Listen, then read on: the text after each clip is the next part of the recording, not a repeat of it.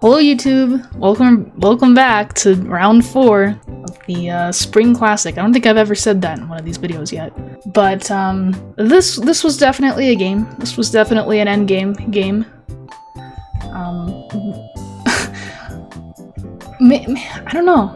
I don't think I had a favorite game. I guess my favorite game was drawing Richard down a piece. That was pretty fun. Okay, we have d4, d5, c4, c6. Knight f3, and knight f6, knight c3. And listen, if you have been watching for, like, I don't know, any time in the last, like, few months, you will notice that I have not pushed my g-pawn yet, which is not normal for me. And this is based on the fact that I had a move prepared here, that I'm not gonna say what it was, but that's all I looked at to prepare for this tournament, which is stupid. But, and I was so excited, and then he went here, and I was like, oh fuck, I don't have any idea what I'm doing here. My pawn's not on g3. So now I have to play chess in a position that I've never seen before in my life. And I know that you're gonna say, you've never seen this position before? I'm not... I'm a poser, okay? I am a poser. I play my own... At least in the past, I've just kept my head in the sand, just played like my 3 openings, and that's all I know. I'm trying to branch out. Give me a goddamn break, okay? Okay. So a4 is good, because obviously that's like thematic in pawn structures such as these. And bishop f5. I don't know. He's developing a piece. Knight e5. I just want to take that pawn back at this point because I don't really know what the hell I'm doing. Knight d7, knight takes c4. And a5, computer gives that dubious, I would give that mistake. That just is like the ugliest move I've ever seen. And it just looks dumb. Like, it just looks dumb. And then I thought for a long time here, and I played the best move. Go me! That's only been played one time before over the board. So I'm happy. But apparently normal moves here, I think Josh was saying queen c7 is normal. And then he showed me things that I don't remember. Probably g3 would make sense here. And then... knight b6 maybe was a move here? Knight e5, and then a5. Okay, so I think Josh said that he probably this is what he was trying to do, and he just messed up his move order. That probably makes sense. So a5 is stupid. Yeah, f3. Bam! I saw this as my return to monkey, returning to the Sarasov, because for the first many years of my chess life, I played the Veresov. I just played d4, knight c3, bishop g5, queen d2 or d3, castle queenside, and then f3, g4. That's all I would do. And that worked pretty well. It got me to, like, I don't know, 1900. Or 1800, something. So it was the only move that made sense to me. I couldn't find another move. I don't know where I want my bishop yet. I don't know where I want this bishop yet. I don't think I want to play g3. That seems slow. He has absolutely no influence in the center, and he can't stop me from taking all of it. So why would I not play f3 here?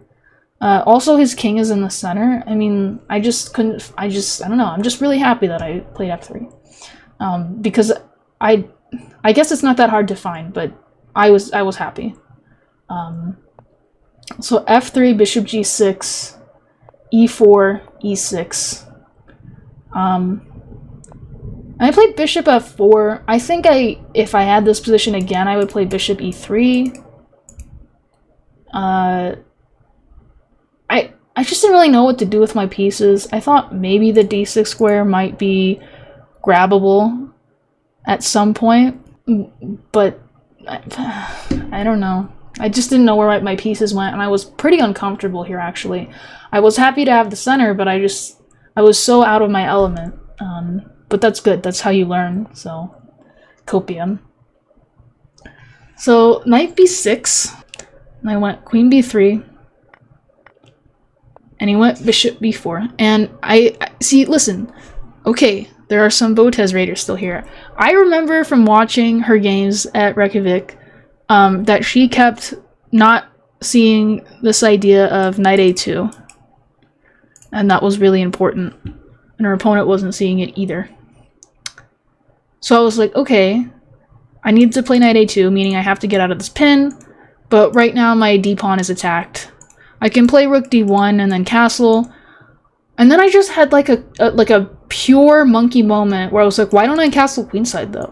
And the reason you don't castle queenside here is because that's not good. Like, why would I put my king here? My king that's not where my king goes. Why would I put my king here?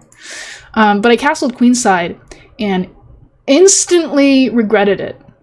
I was like, why the hell did I do that? It wasn't that big of a deal to play rook d1 and then castle. Like, I don't know. I don't know what's up with me, honestly. Rook d1 is the best move. Monkey moment is bad because I'm just being like, I'm playing how 1600 Sarah played, which is not good. That's not a good thing. Yeah, I used to play chess like a monkey, just throwing feces at people. Okay, castling queenside, awful decision. We'll never do it again. Castles. And bishop g5. And my point was like, I don't know, I'll attack him. Then he went queen c7. I was like, okay, this is fucking stupid because it's not even a pin. I can't even take on f6 and fracture the pawn structure because there's queen f4 check, and my position is stupid. Why did I do this? Why did I do this? This is what was going on in my head.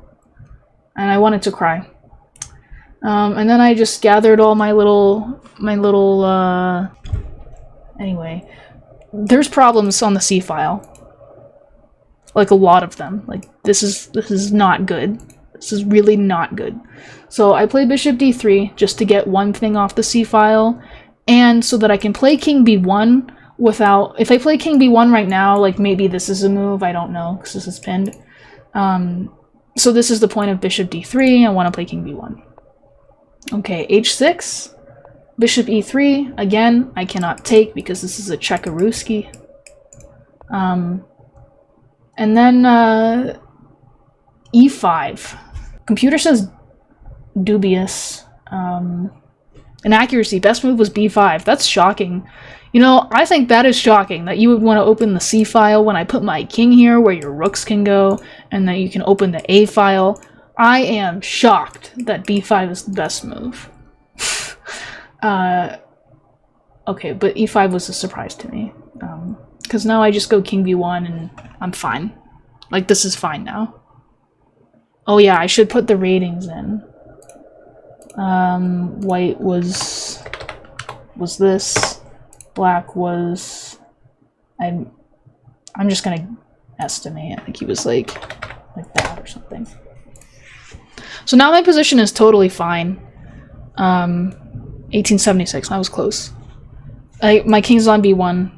The b file's not going to open as easily. His pawn on e6 was doing an important job. Like, I mean, that's a square that's important. But now White's position is good. This is why I don't agree. Listen, sister, you and I are on the same page. I instantly regretted castling queenside. I don't know why I did it. I think I was just feeling a little bit, I don't know. I don't know. I don't know what was going on with me. It was early in the morning, I guess. But Black doesn't have any advantage anymore. I was feeling slightly more comfortable with my king on b1, but still not happy with my position because my pieces are all just misplaced and dumb. But then something very nice happened. My opponent retreated a piece, and the computer didn't even give that inaccurate, but I don't see how that couldn't be at least dubious. I think this was the moment I thought I was going to win the game, because this is not the time for you to be retreating pieces, I thought. I don't know what he should do, but that just surprised me. I don't like this move. It's a retreat. I think that this is his idea, but I mean, I can always respond with this. So it's not such a big deal. And in fact, I play d5 right away. And this is a drawback to not having a pawn on e6. It's not like he's going to take here. I mean, my knight will be very, very good if this pawn ever moves. And now I've kind of successfully stopped any b5 push as well. Knight c5 is played, and I'm losing the bishop pair regardless of what I do, but I want to keep the dark squared bishop, not the light squared bishop, because this is my good bishop, because all my pawns are on light squares. Therefore, we play queen c4 instead of taking. And we allow him to take on d3, we recapture, and our opponent plays bishop takes c3. And this position is more critical than I actually thought in the game, because my move is very bad. So how to recapture? I need to see how much time I spent here. I think it's important.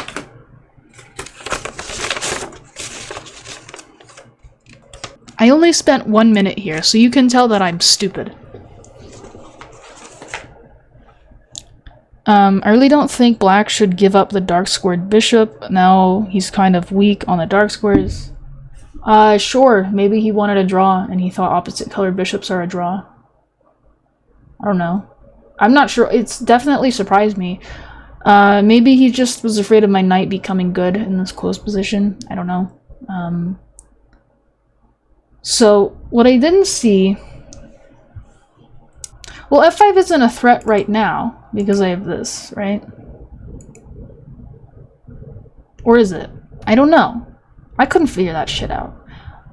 I mean, if my queen is here, then, I mean, at least I'm threatening that. So, the little motif that Sarah missed was that I can play d6 here, and then take with the rook, because this is not undefended, because I have this. And if I had spent more than 30 seconds on that move, I would have understood that, but I don't know. I think I was trying to manage my time better, but it's hard for me to not see it as laziness, because that's what it feels like when I'm looking at it here. But I took with the queen, which allows f5. I can also take with the rook, and that's fine. Right now, I can't consult with the computer at all because it's not working. Maybe if I reload.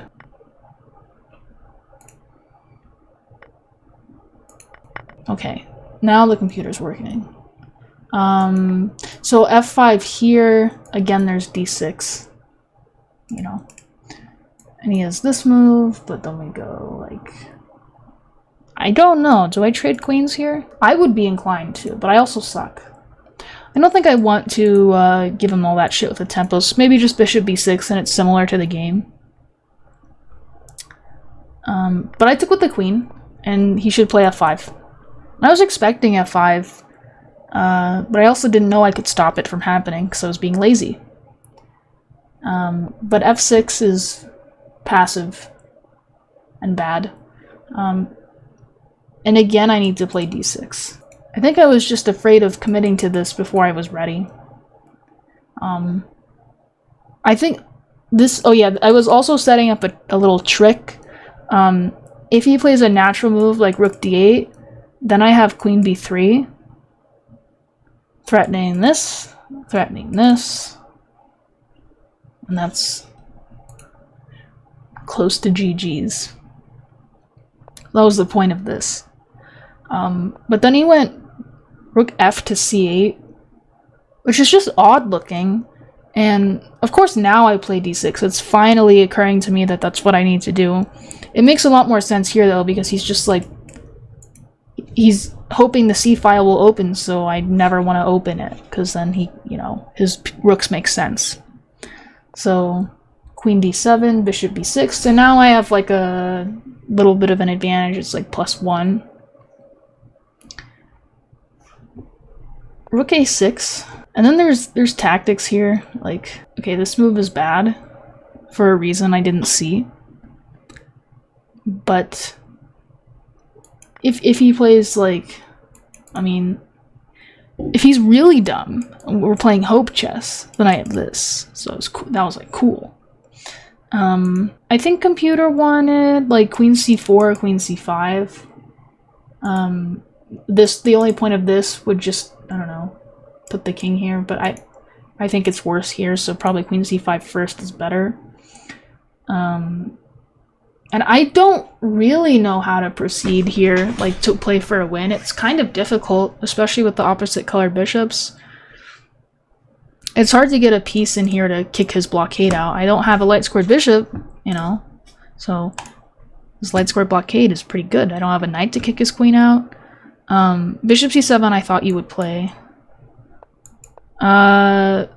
I can probably do that. I was a little worried about b5 if I ever move my bishop like too far. Maybe b5 is bad. I mean, yeah, this is similar to the game except I just don't know how I win this. I just don't know. Like I'm trying to think of like a fantasy plan, like if I get 3 extra moves, and even that is like I don't know. It's really hard to play for a win here. So I take on a5,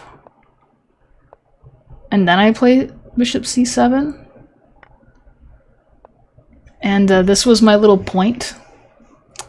Now there's a few things wrong with this. I mean, really just one. But, okay, bishop f7 is not that great. It wants to just go king h7, and they can't really take here because of f5. Like, f5 is still good. f5 is going to be good in almost every position. But it's sort of hard psychologically to play f5 after you've already wasted a move playing f6. Bishop f7 is fine, but again, he has to play f5. I am aware that giving him this gives him, like, chances to win. And by gives him chances, I mean he's winning. But I didn't want to draw, and sometimes you just gotta play stupid moves if you want to win. So, in order to win opposite colored bishop endgames, the things you need are a pair of isolated passed pawns. And the reason they need to be isolated is because if it's a connected passed pawns, the stopping square is the same for both pawns. So if I had 2 pawns here, the stopping squares would be the same on light squares. The bishop can defend both stopping squares at the same time. While if they are isolated passed pawns, the bishop will be overworked, and there's also known as trousers. So that's all I'm doing for the rest of the game. I am just trying to create an isolated passed pawn. I think here... Oh yeah, I said f5. f5 is good. And I was worried about f5. I didn't think it was as good as it is. I think I wanted to play, like, rook a3, but I haven't prepared this enough. Rook c3, and he just takes, and I still can't go rook d3.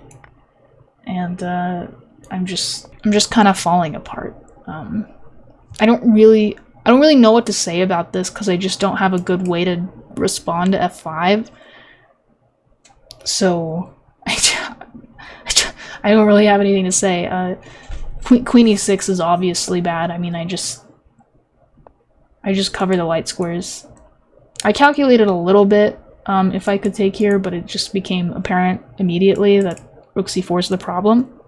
So rook c3 to cover all the light squares, attacking the pawn.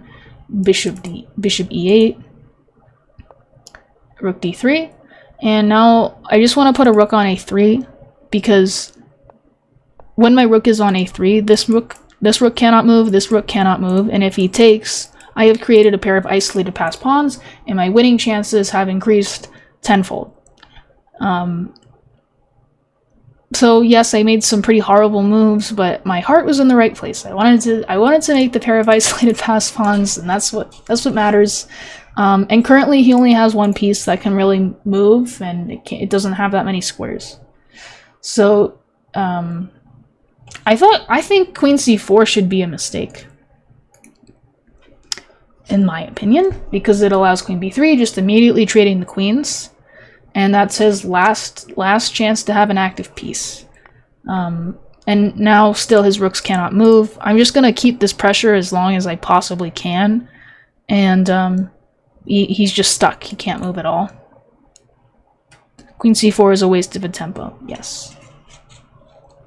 King f7. Yeah, I remember telling Josh I didn't like g3, and he said he didn't think it was that bad. I fucking hated it. I was not happy with g3 at all. I felt like it was just creating weaknesses for no reason, and f4 is never going to be able to get in. I think I was just like trying to make it tricky, you know, that because he can't move his rook. My rooks are, I don't know if I would really call them stuck. At least I'm controlling 2 files. He's only controlling 1. I still have chances to sacrifice a pawn if I'm becoming really active. What I need to do is probably bishop b6 to c5 or something. Something like that. Let me check on the time situation. I have 18 minutes and he has 8. That's pretty rare for me to be up on time. So king e6, king c2, and c5 may be a game-losing move, even though it's not even a mistake. I think the computer liked it, actually. Thinks it's best. It's a move that if you have it calculated perfectly, then fine, I guess it works, but I mean, this is just like pretty easy to draw. I mean, just move your king back and forth. It's not like my king's getting anywhere fantastic. I'm basically just keeping the pressure, so I'm waiting for my opponent to make a mistake. But this, I felt like he's going a little bit too far away from home. He's on a dark square, and these pieces can't defend him. It just looked a little bit weird. Rook c3, and now he takes on a3, which is really weird. This is what I was hoping for the whole game. I guess this was his plan, but he didn't follow it up well at all. c4. If I take, then this is just a draw, because we trade the pawns, and again, the only way I win is if I keep these pawns. So king b2, rook a4. At this point I was a little annoyed because it does seem to be working, but I came up with like a plan to activate my pieces. So rook c1, and he's just doing nothing. Rook d1, and now I play bishop b6. The point of rook c1 to d1 is to defend my d-pawn so the bishop can move, and then my bishop will move over to the b4 square where it will disconnect the rook from the pawn, so my king can possibly go up and take it, 1, without hanging my pawn, and 2, it's not defended anymore. And then again, winning chances skyrocket. So the only move here for black to not lose is what? Maybe there's more than one move, but to me, there's only one move. Yeah, c3. Because it's not like I can keep, you know, staying away from it, because then c2. And, I'm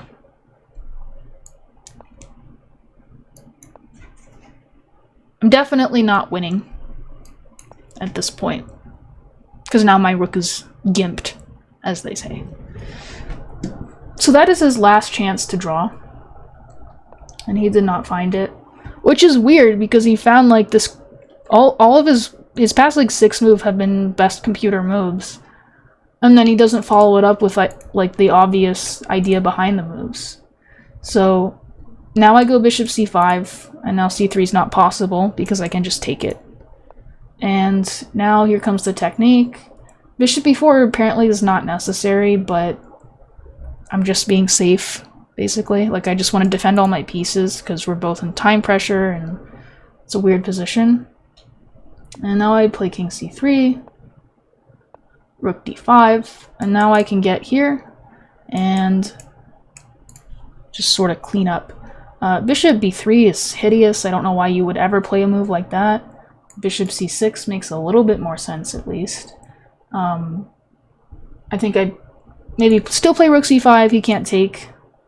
Oh, this is defended, so I can't play rook c5. I was gonna say I have this. What do I do? I guess oh, yeah. This is a hard move to answer. I think I have to go back. I don't know. I probably just keep making moves until eventually he'll run out, right? Because now he can't go back to c6 because I just take. I think I could probably grind this to a win as well. But this is resigning. So rook b5, bishop c5, controlling all of the squares everywhere. And my pieces are finally, you know, past the 4th rank. So rook a8, check, check, and it's like mate in 7 if I play rook c7 here, because of just this. But I thought this was more fun, just to grind it away slowly in the opposite color bishop's endgame to show my technique. So black is completely lost here because of the pair of isolated pass pawns. I'm also up 3 pawns, so that helps. But if the pawns are like this, it's a lot harder to win. Because, I mean, you can just park your bishop here. Or here. But okay. Bring king in. f4. Defend bishop. And we're both playing on increment at this point. But I like how I finished the game off here. So I saw this idea coming, like from back here. I saw that this, you know, if he ever went after the e-pawn, this can happen. I'm actually winning his e-pawn as well, because he cannot defend it, because I still take it. If he takes it, I win. So on move 60, I wrote bishop f4 on my second score sheet, and then he resigned. So he's not very earth conscious, if you ask me. I mean, I guess it was my fault. I could have won earlier. But I found that game to be probably the most fun because I got to actually use some technique that I had learned. Even though it's not like I was winning the whole time. It's important to know how to win when your opponent makes mistakes. Bishop f4, yeah. Anyway, there's your little endgame lesson. Go, Sarah.